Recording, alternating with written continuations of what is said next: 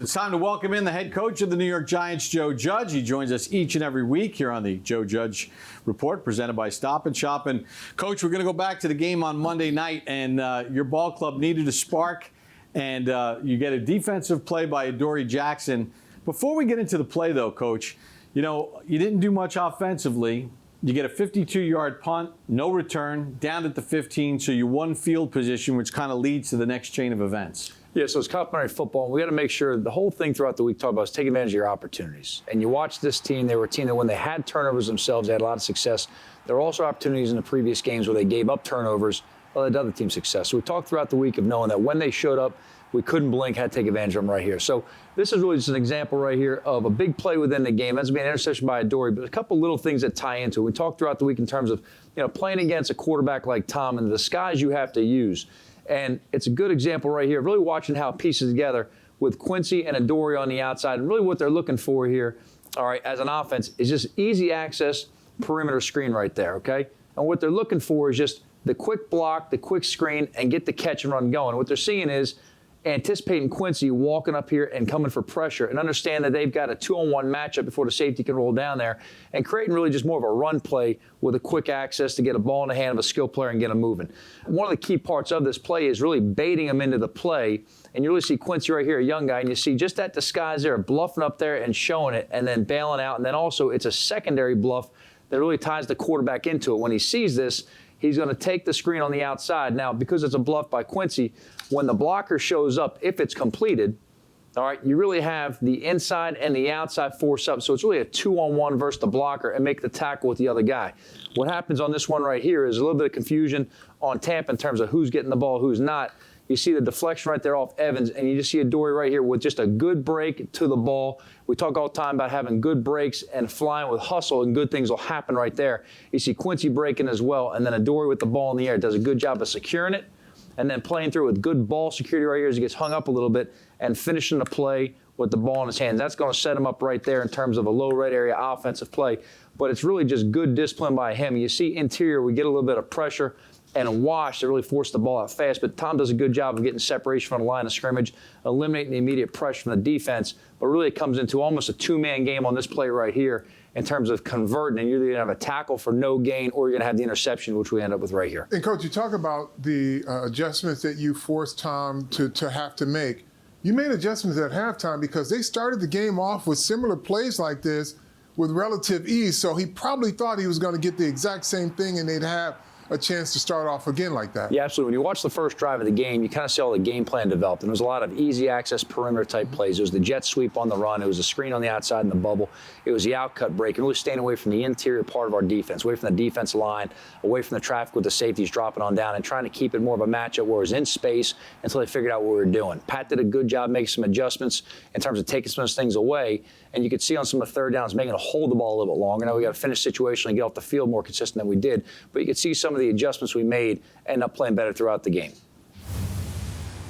So you get the Adoree Jackson interception, sets you up in a scoring opportunity, 1st and goal at the 5, and an unlikely source scores your touchdown. Well, you know what? It's actually a play we used last year. We kind of pulled it back out of the vault. And Andrew Thomas, he's a guy who's a big athlete, has good hands, but sometimes you get in that low red area, you know, creativity is very important in terms of creating opportunities. There's a lot less space, there's a lot more defenders in the tight windows, and the pressure gets on you that much faster. Things have to happen faster. So having a wrinkle, you know, in the game plan is always a good thing. And this is one right there the offensive staff pulled out and did a nice job on right here. So really just looking at the kind of makeup of the play. And really this is one here. We bring in the jumbo tight end right here, Matt Pert, and really creates more of that unbalanced type formation. All right, now with him in the game, we actually declared eligible Andrew Thomas. When they come in ineligible number, the 70s numbers aren't eligible to catch a pass or be uncovered in the end of the line of scrimmage. They have to declare eligible, so the officials tell the defense 78 is now eligible. Well, a lot of times they get out there and they hear that, but it doesn't always register. So you got to go ahead and account for sometimes the game's moving fast. People get lost in translation in terms of who's who. You know, Evan's actually off the line right here, so it keeps Andrew is eligible and Evan is eligible right here. They match him up, and he's kind of the forgotten man in this play right here. So off the action right here, all right, from Daniel, Andrew's going to sell the block up the field here. You see Evan carrying it across right there, and there goes the man defense on him right there carrying him across. And as Andrew slips out right here, there's really no defender in place right there. You see the linebacker reacting over late there, but it's a good job of Daniel all right, kind of losing some ground to stay away from the rush, knowing he's going to have a free rusher, all right, to the side that Andrew's coming off of with the late release, and then having a little pressure on the other side. Does a really nice job of fading off right here, give him a catchable ball, but then really it comes to the big man right there, Andrew, going up there, extending that thing, and then tucking and securing it going to the ground right there. So you tie all the elements together, and again, you got to finish the play, all right, and it comes down to the setup of it. So as they get lined up, and you can see outside the screen, there's the man coverage right there. You've got the linebacker here who's going to play really for more of the run flow. And then these guys just forget right here that that's an eligible receiver. That might as well be a tight end Kyle Rudolph right there wearing an 80s number. They forget where he's at. But Andrew does a really nice job here. And it's not about just touching and going, because then they'll go ahead and they'll smell a rat and drag out with you. He really sells the play here. And you see the engaged, and then the ride, and then the lose it to make them think, I just beat this guy with speed. And then it's a really nice job of Daniel pulling away, creating separation from the rusher. Saquon steps up, gets enough of the rusher there to push him outside, and then Daniel does a nice job again. Just another look right here of the play. There's the pass, and then there's the catch right there. Got Andrew going up, make a nice grab, and then you see them secure as he rolls through the ground right there to finish it for the touchdown. Nice play by the big man. Now, Coach, the construct of this play, like everyone gets, okay, you have the eligible receiver. He's okay, and if you're on defense, you're saying, oh yeah, okay, he's eligible. But then you look, and he's a natural tackle. Like, in their eyes, they're seeing natural tackle in the course of the game. So they're not saying, okay, he's split out, be alert for him. So that's the added element when you talk about in the flow of the game, making a team, things get lost because they're looking for traditional things, and they check the box when they see he's the eligible guy, but then he's a tackle, so they just go on to the next other side of the line of scrimmage. Yeah, absolutely. And again, when you look at it on the backside, there's other things to factor in besides just the play on the field, but all the things in the environment surround it. And you got to take into account, one, you're on the road. Your offense is on the field, so the crowd's going to be cheering loud. Mm-hmm. It's in the red area. You're actually closer to the stands down here, so all those people in the end zone screaming, it's tougher for the guys in red to communicate. Now, it's easier for an offense to operate, all right, on a silent counter without communication because you know predetermined where you're going. Defensively, you've got to cooperate and communicate to make sure everyone's aligned the same way and get the calls and checks and balance it out. Once you break the huddle and line up, you still have to find where that eligible man line up. And just by the natural flow of things, a lot of guys are thinking, well, I'm the rusher. I'm rushing off the edge. There's nobody else out here that I have to count for or take. And they get lost in translation in terms of who's going to cover that man. They're thinking a large part of it's the low red area. We're taking away the inside part of the formation for the run and packing it in. And with the unbalanced formation, let's make sure we bump it and slide it over to account for the extra 3 guys on the edge outside the tackle to the strong side. So he ends up becoming the forgotten man. And again, you take this, you tie all the adjustments into the noise, the adrenaline, the environment. Things happen fast out there and they get lost in the crowd. Coach, one final thing for the non-former NFL player or coach from the layman watching this. Right. You talked about the block that Andrew Thomas has to. What's the coaching point on this? Because if he gets too much of the guy, then he kind of gets caught up in the wash, and he's probably not quick enough to get out. So he's got to get enough, but not too much. You want to kind of tell him, sell it and pretend, just sell a bad block. But you got to really sell it. We tell them all the time, you're really looking for guys, who can, maybe win, one of them TV awards, not quite the Oscar. We don't really want the real good actors out there. All right, so he wants to sell like he's washing out wide. And you see, because Daniel's pulling him away, you can lose and just create a little bit of width. Andrew does a good job on this one here in terms of how he sells it. He really just sells it like he's over-aggressive on the line for more of that boot action. All right, and as the defender sees him going away, Andrew really leans heavy on him, into him, so it feels like you're still pushing him. You don't want to make like patty cake where you touch him and then just go ahead and release him. That's when the antennas run up on these guys, and they know no one naturally does that in a football game.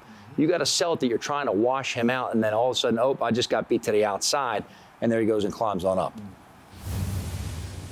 Now, the Bucs have a 7-3 lead early in the second quarter, and they're driving the ball, Coach, and they've got a 2nd and 10 deep in plus territory, and a really nice play by your defense, which eventually led the Bucs to having to kick a field goal. Yeah, we talked about big plays a second ago from, Andrew Thomas, another big guy. This is a good example right here, and talking about the defensive line especially, and some linebackers behind him, just in terms of our run fits and the impact it has on the game, the every down fundamentals that carry over. That's really the difference in the game. So this is a situation right here that their offense was moving the ball. They got into our low red area.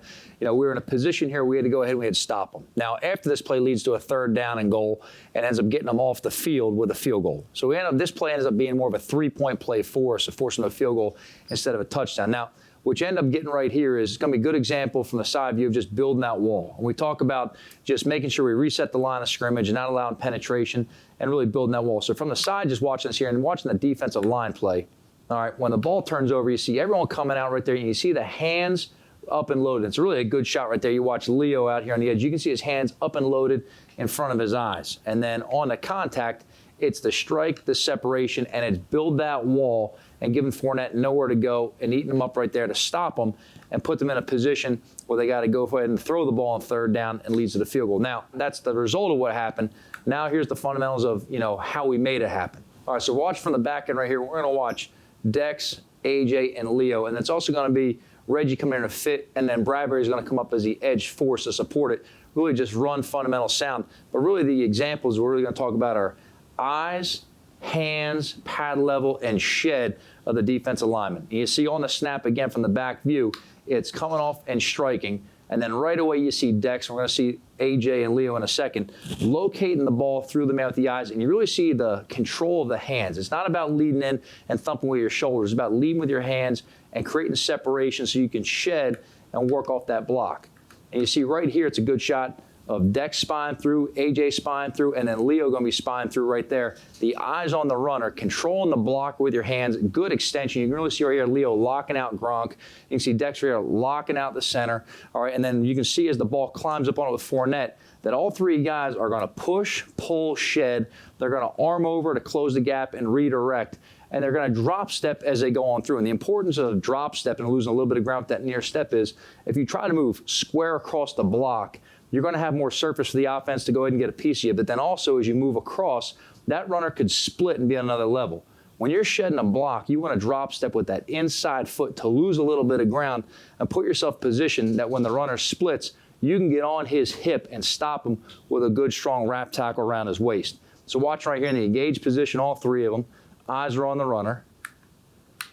And then right here, you can see a great shot of Austin with the shed. There's the arm over coming right there. You can see Leo getting in position right here to do it. Dex has already made his shed coming across the snapper right there.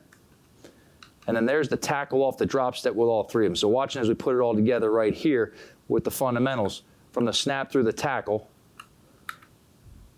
Strike, quick shed, strong wrap and tackle, and how the bigs work together for the run fits in terms of playing hands, eyes, pad level, extension, and then shed with the drop step to make the tackle. And the thing about that, Coach, all of those things, the running back sees that too. So if you bring it back, you kind of see that cone of Dex and Leo. Leo's on the outside, and for all intents and purposes, Dexter, if you run it back just a little bit, you'll see Dexter's head is on the outside. So he's seeing a cone where there's nowhere really to either cut back or beat him to the outside. So it's not just what the Giant player sees, it's what the running back sees as well. Absolutely. You really want to eliminate that space. And again, we talk about always reading hats. And talking about reading hats, if Fournette were to get the ball and Leo didn't have the edge set right here and his hat was inside of Gronk, he could take it and just spring it right around the edge right there for a touchdown and walk on in.